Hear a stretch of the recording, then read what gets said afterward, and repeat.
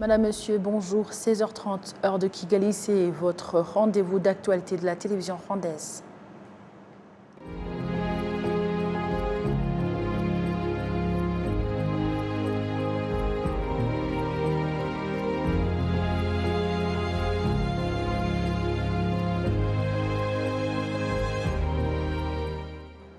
La grande édition d'aujourd'hui est exclusivement consacrée à la 29e commémoration du génocide perpétré contre les Tutsis au Rwanda en 1994. Le président de la République, Paul Kagame, dénonce l'indifférence de la communauté internationale face au discours de haine susceptible d'engendrer le génocide. Le président Kagame a fait cette indication à l'occasion du lancement des activités de la 29e commémoration du génocide contre les Tutsis. Jean Damascène, Manéchim. Contrairement aux habitudes, les rues de la capitale rwandaise Kigali étaient désertes ce vendredi matin pour respecter le début du deuil national en mémoire des victimes du génocide des Tutsis en 1994. Le président rwandais Paul Kagame, qui a allumé le flambeau au mémorial de Kigali annonçant la période de commémoration, a encore une fois dénoncé la passivité de la communauté internationale face aux cris d'alarme des Tutsis qui étaient massacrés en 1994.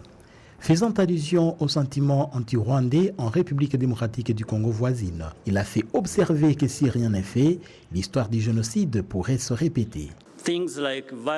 La violence et les discours de haine persistent non loin d'ici. Cela étant, on peut voir la même indifférence aujourd'hui comme on l'a vu à 1994. La négation du génocide est une tentative dangereuse et délibérée de cacher la vérité. Nous devons lutter contre l'idéologie révisionniste parce qu'elle se transmet facilement de génération en génération. Nous devons combattre le négationnisme car c'est ainsi que l'histoire se répète. 29 ans après le génocide, les rescapés se réjouissent de la politique d'unité et réconciliation qui leur a permis de se reconstruire. Nous nous réjouissons de l'unité des Rwandais qui se renforce. Il n'y a plus de ségrégation sur base de quoi que ce soit. Il n'y a plus de favoritisme.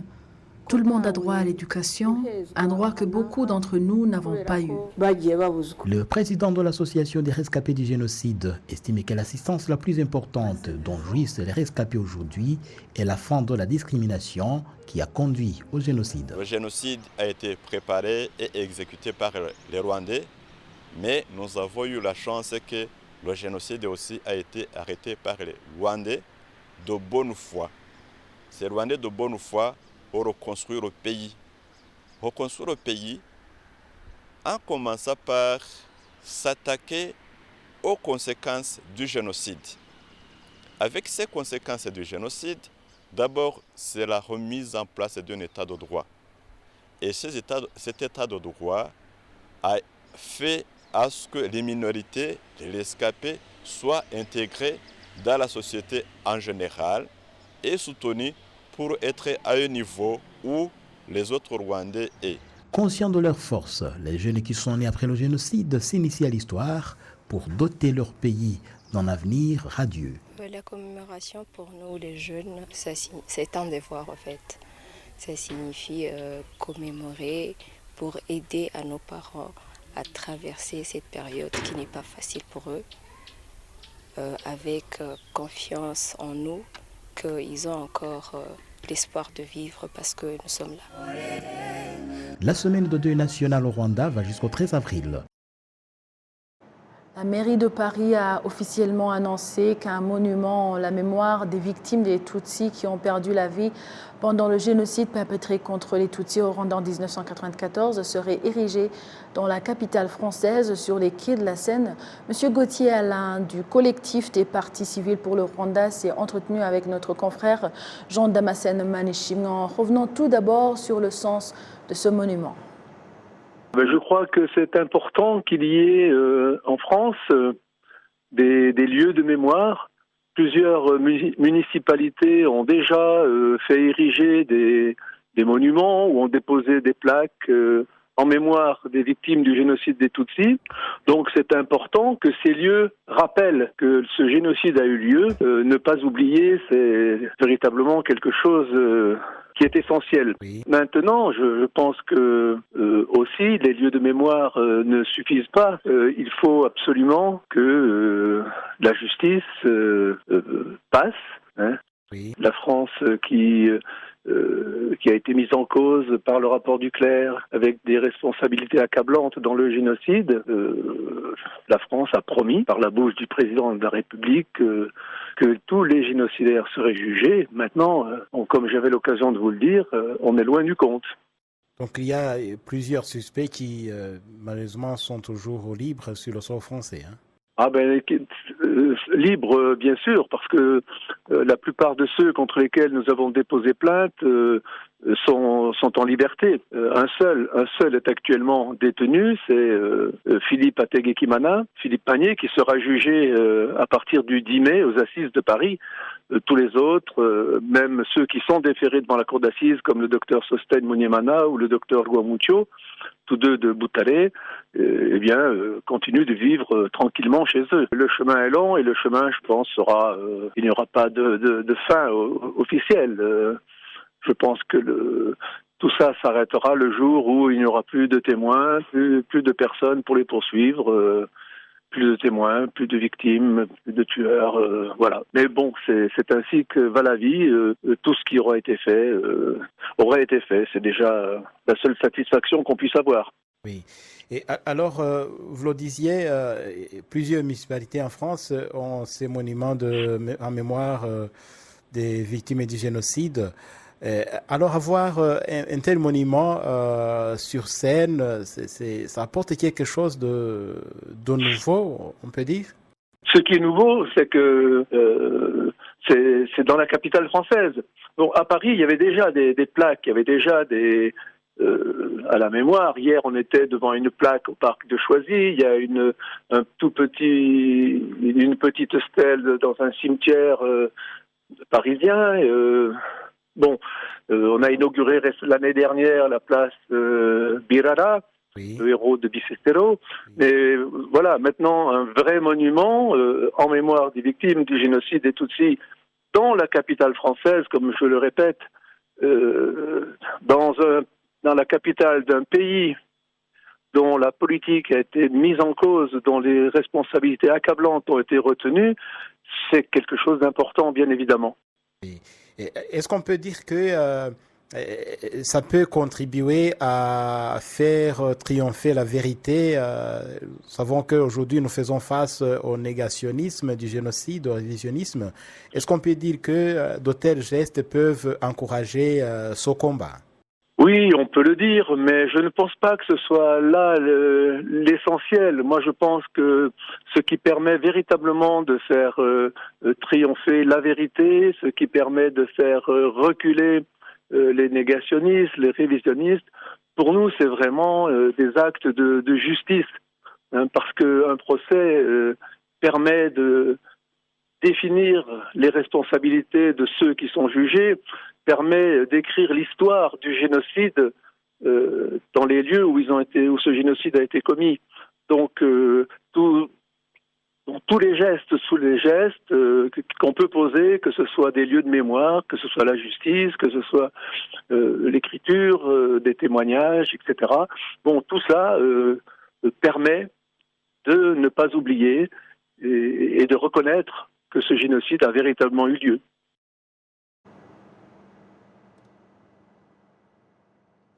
Voilà, c'était M. Gauthier Alain du collectif des partis civils pour le Rwanda qui revenait sur le sens du monument du génocide à Paris.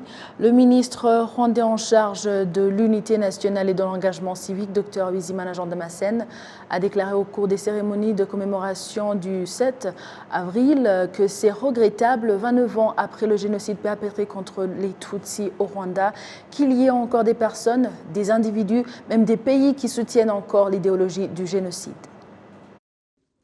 Depuis 2004, les Nations Unies ont décidé que cette date du 7 avril sera consacrée à la mémoire des génocides perpétrés contre les Tutsis au Rwanda, avec pour objectif de lutter contre la reproduction d'un tel désastre.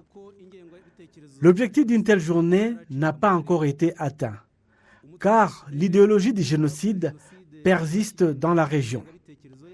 Les groupes terroristes des FDLR, ayant participé au génocide contre les Tutsis en 1994 et qui a poursuivi avec cette idéologie, n'a pas encore été éradiqué. L'État congolais les soutient et renforce la haine contre les Congolais Tutsis qui vivent en RDC à cause de la réalité historique qu'ils n'ont pas choisie. Le génocide perpétré contre les Tutsis a des racines dans l'histoire coloniale. La puissance coloniale belge avait reçu mandat d'accorder tous les droits aux populations locales sans aucune discrimination. Le 13 décembre 1946, la Belgique a mis en place une loi en indiquant qu'elle va la respecter, mais elle n'a pas fait, car elle a aidé à la création de Parmehutu, qui a été à la base de la création et de la mise en place de l'idéologie génocidaire dans le pays depuis 1959. Le ministre Bizimana a également évoqué la peine de mort en cours dans le pays contre ceux qui avaient commis le génocide, mais que le gouvernement rwandais a communié et en détention à perpétuité, mais aussi plus tard le pardon accordé par le président Kagame à ceux qui avaient été reconnus coupables de crimes de terrorisme en menaçant de la sécurité du pays. Mais aussi la vie des Rwandais, un signe fort du pays qui veut privilégier l'unité et la réconciliation de la nation. Au moment où le Rwanda commémore pour la 29e fois le génocide commis contre les Tutsis en 1994, les chercheurs et historiens indiquent que le génocide contre les Tutsis a été accentué par nombreux faits historiques qui ont rendu possible le génocide. Le point avec Jean Damascène Manéchim. Le génocide n'est jamais un fait du hasard, mais plutôt se prépare de longue date. C'est la réalité affirmée par les historiens et d'autres personnes bien avisées dans le domaine. Ils affirment ainsi que c'est ce qui s'est fait au Rwanda dès le début de la colonisation. Avant que le génocide soit un fait matériel qui a eu lieu à partir de telle date pendant 100 jours, avec plus d'1 million de victimes, le génocide, c'est un fait conceptuel.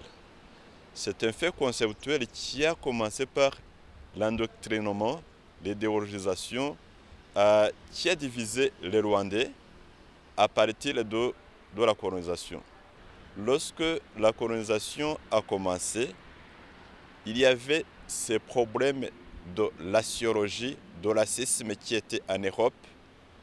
Vous pouvez vous rappeler, par exemple, un livre qui a été écrit par Arthur de Gobineau, qui s'appelle « Inégalité », et c'est sur l'inégalité des races, ce qui veut dire que même dans leur société, il y a des Européens qui subissaient vraiment ce racisme.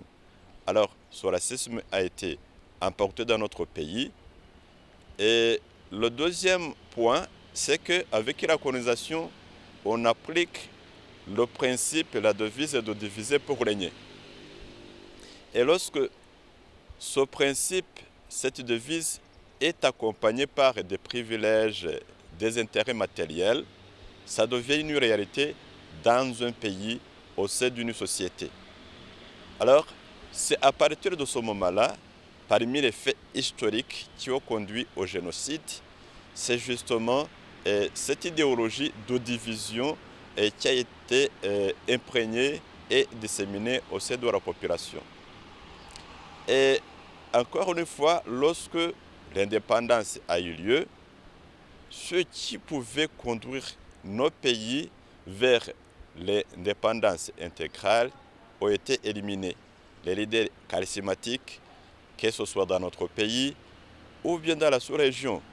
L'idéologie divisionniste et la politique d'exclusion introduite par le colon a été privilégiée par la Première et la Deuxième République, qui n'avaient rien de différence quant au mode de gouvernance.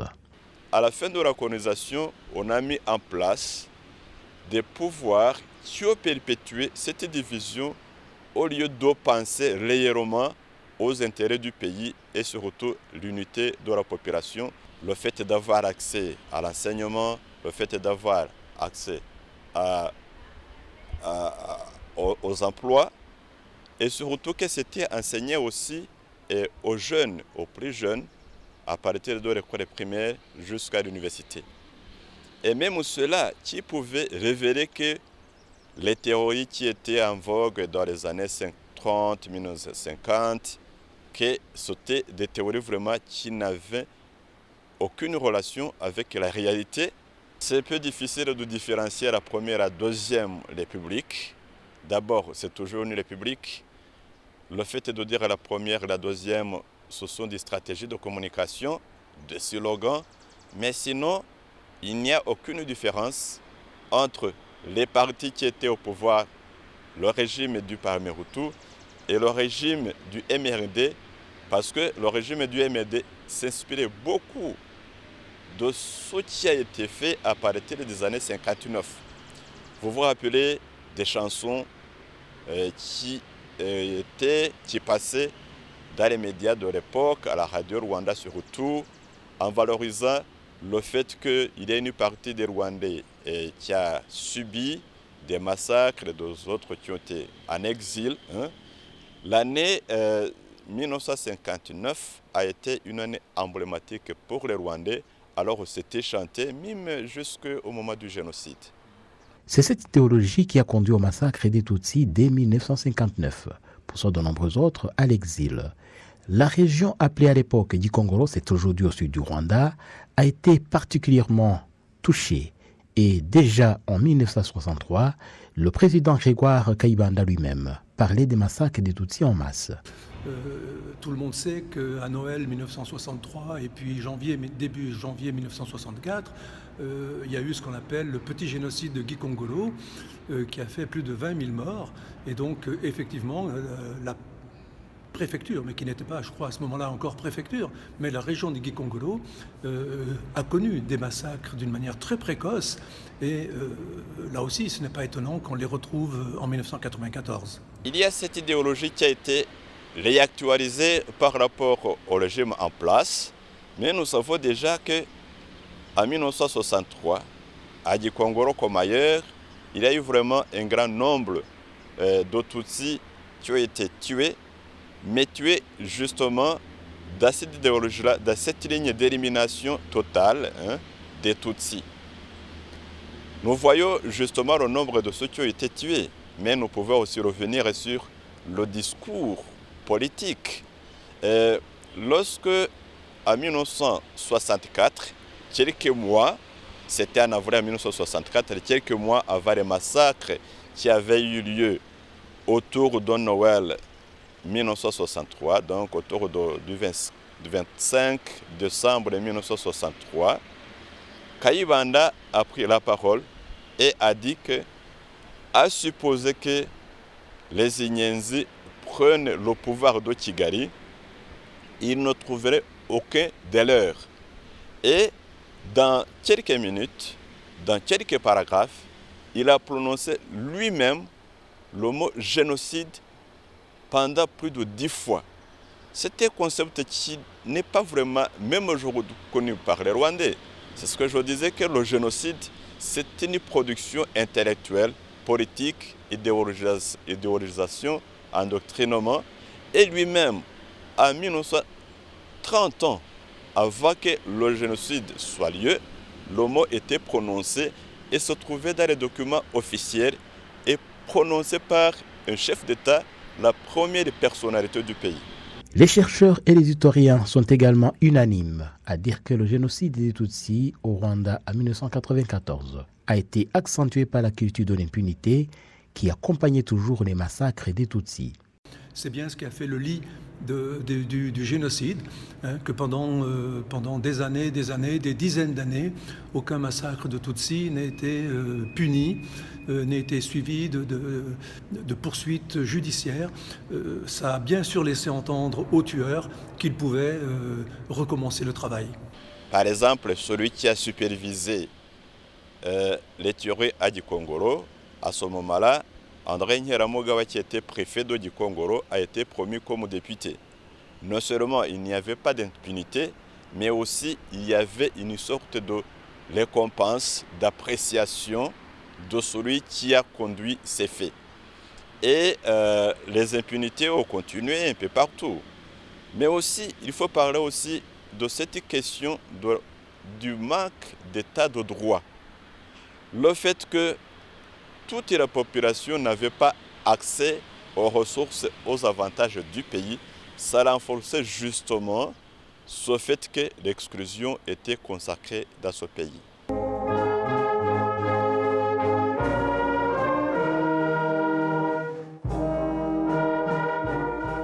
La période de commémoration du génocide des Tutsis s'étend sur 3 mois pour rappeler le temps qu'ont duré les massacres des Tutsis en 1994. Pour la 29e commémoration du génocide perpétré contre les Tutsis au Rwanda en 1994, les spécialistes de la santé mentale indiquent que les rescapés du génocide nécessitent une prise en charge et attention particulière et un accompagnement psychologique pour les aider à surmonter le passé sombre qu'ils ont vécu et continuent à vivre. C'est ce que souligne le docteur Aristide Taïsile, psychopathologue à Mienne en France. La commémoration a une grande importance, c'est reconnaître qu'il s'est passé des choses inouïes. C'est donner valeur des nôtres qu'ils ont perdus. C'est reprendre la mémoire des nôtres. Et ça a une grande importance pour la vie d'une personne.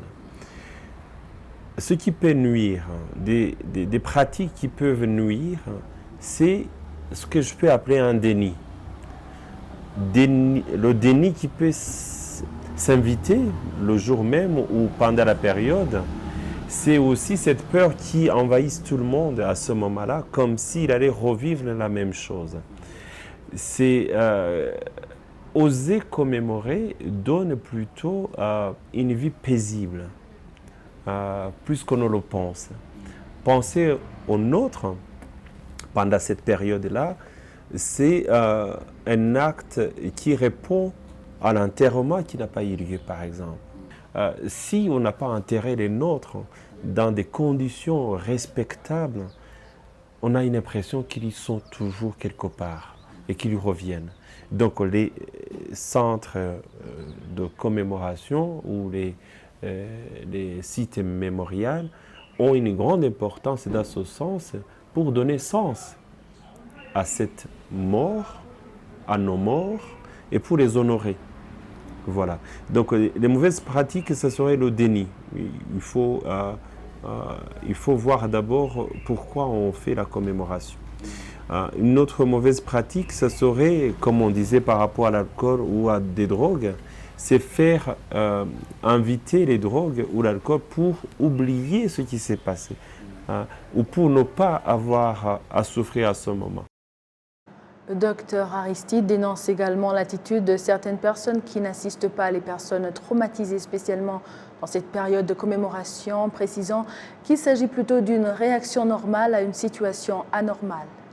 J'aime dire à mes patients ou à d'autres personnes, j'aimerais dire qu'il y a des pratiques qui peuvent aider, qui ont des effets psychothérapeutiques. Si vous ne vous sentez pas bien, vous avez quand même quelqu'un en qui vous avez confiance. Parlez-en avec. Au lieu de dire « oui, je ne vais pas bien, je vais prendre du paracétamol, je ne vais pas bien, je vais prendre des drogues, je ne vais pas bien, je vais m'alcooliser, comme ça je dors ». Voilà ce que je peux plutôt conseiller. Je vais partir sur la culture rwandaise.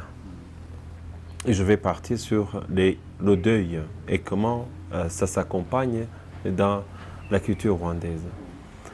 Si vous connaissez quelqu'un qui vient de perdre quelqu'un, qu'est-ce qu'on fait? On va lui rendre visite. C'est la première chose qu'on fait. Même si c'est quelqu'un qu'on n'aime pas, même si c'est quelqu'un, on essaie quand même. Ça, c'est la culture rwandaise. On y va. Si c'est dans le quartier, tout le monde passe chez lui. C'est la compassion. Et ce n'est pas ça seulement. C'est aussi contribuer dans ces moments de deuil. Ils vont acheter des bougies, ils vont contribuer pour le pétrole, comme on disait aujourd'hui. Aujourd'hui, il n'y a plus beaucoup de gens qui font la lumière avec du pétrole. Ils vont contribuer pour acheter le bois. Hein. À l'origine, on restait sous le feu, à côté, en train de partager ce moment, comme quoi on entourait la personne qui vient de perdre un proche. Et ça, c'est très important. C'est aussi ça qu'il faut faire. Être à côté de cette personne, être à côté de ces personnes, comprendre que ce qui vient de se passer sur cette personne, ce n'est pas extraordinaire, mais plutôt que c'est une réponse ou un comportement qui répond à des choses qui ne sont pas acceptables. La façon dont on a tué pendant le génocide, c'est inacceptable, c'est inouï. Il n'y a pas à chercher une réponse qui est normale. Et donc ce qui est normal, c'est cette réaction comportementale et psychologique qui répond au traumatisme. Et d'autant plus que d'ailleurs, c'est ce moment-là qui est qu'on va se focaliser sur vraiment ce qui s'est passé. D'autres mois, on fait comme si on se bat pour vivre ou survivre pour quelques-uns aussi.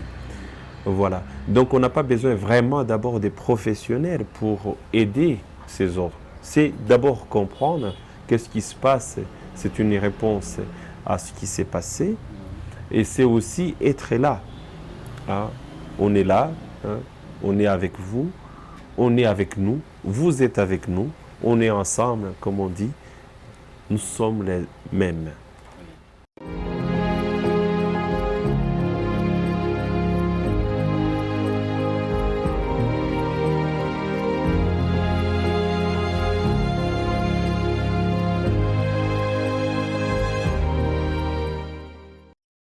Merci à vous tous qui étiez au rendez-vous d'actualité d'aujourd'hui. Au nom de toute l'équipe qui a réalisé la grande édition, je souhaite de passer une excellente suite du programme de la télévision rwandaise.